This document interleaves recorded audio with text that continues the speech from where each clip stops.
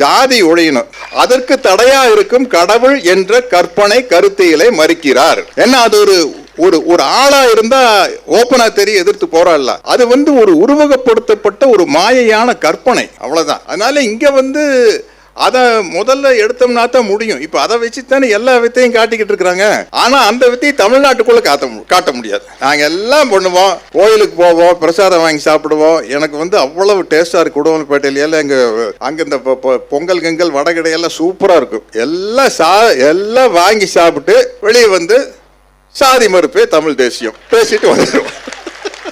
அதனால தயவு செய்து நீங்க எங்களை ஏமாத்துறதா நினைச்சிட்டு எங்ககிட்ட நீங்க ஏமாந்துடாதீங்க. அதுதான் பிரச்சனை. உங்களை பார்த்தா பாவமா இருக்குது.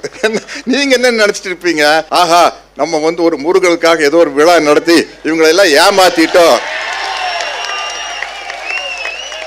ஐயா சாமி, எனக்கு கடவுள் நம்பிக்கை இல்லை. அப்படியே இருந்தாலும் கூட பார்த்தாலும் கூட முருகர் எங்காளு. அவர் அப்படியே சைலண்டா நின்று உனக்கு ஆப்பு வச்சிருவாரு.